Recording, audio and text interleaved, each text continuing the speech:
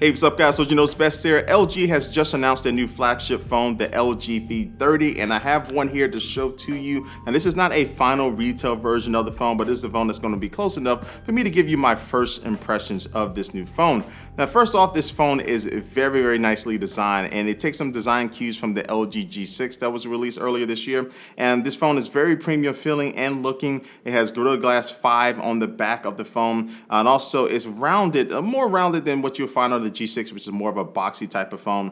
So when you're holding this phone in your hand, it's going to be fitting comfortably and nicely, even though it does have a 6-inch display. It doesn't feel like a gigantic phone like the LG V20 last year did. You can see that LG is also jumping on that train to get rid of all the bezels on your phone, and they did a really good job with this, making it almost edge to edge, but definitely better than what the V20 was when it comes to a display to frame ratio. And then just touring around the rest of the phone, on the bottom you'll find a USB-C port and also the speaker, and on the right hand side you'll find the tray for the SIM card and also a micro SD card if you choose to upgrade your storage. And on the left hand side you'll find the volume rockers, and at the top you will find that headphone jack making a return in this phone. Now on the back you're going to find the fingerprint sensor, which is in a great location right in the back in the middle where my index finger normally rests. And also above that you're going to find the dual camera setup. Now LG has been ahead of the game when it comes to putting a dual camera setup on the phone, and these cameras are better than last year's V20, with the primary camera being a 16 megapixel shooter with an aperture of f1.6, so that is industry leading. It's going to be good for low light pictures, at least on paper.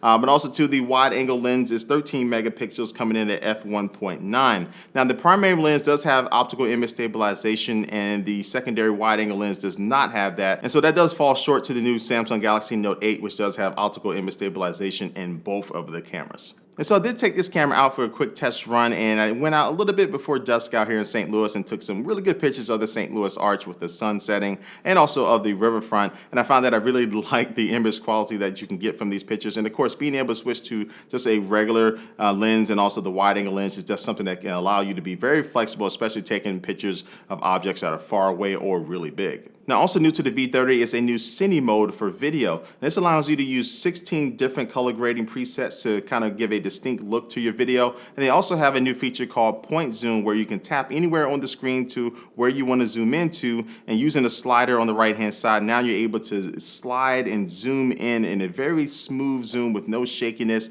and no pinching and zooming. You don't have to do anything like that. Just using the slider allows you to get a very nice cinematic effects. All right, so moving on, it's going to talk about the display, which is now bumped up to be an OLED panel coming in at 6 inches, and it's also slightly curved on the edges of the display, not as prominent as you'll find on the Galaxy S8, but it's still there, and it mends very well with the overall body of the phone. And so the display is really crisp, but just not as bright as what you'll find on the S8, but bright enough where you'll still be able to use this out in sunlight with no problem. And they've also gotten rid of that secondary display that they had in the V20, which sat on top of the main display and allowed you to scroll through different toggles and different settings while you're using the phone and also when the phone was off. Now they've replaced that with a floating bar that you can use while you're using the phone, and you can place this anywhere on the screen, tap on it, and now have those same toggles and different options at your fingertips. And then when you're not using your phone, they've added an always-on display, so you can show things like the clock and the date. But also too, they still added the features of that secondary display that was on the V20, where at the top you'll see notifications, but also if you swipe, you'll be able to get to your flashlight and your Wi-Fi toggles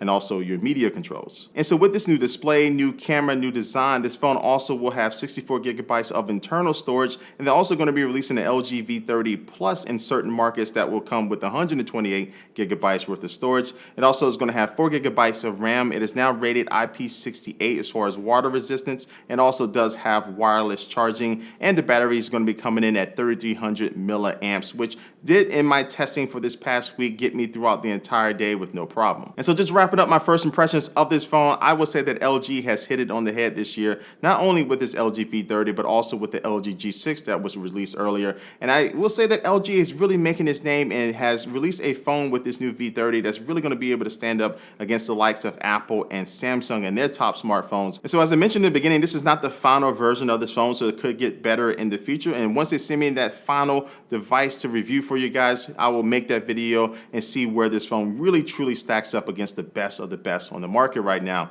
But for right now, I want you to leave your comment down below what you think about this V30, and also make sure to follow me on all my social media networks. Those links are down below as well. And like always, I want to thank you for watching this video, and I will catch you later. Peace.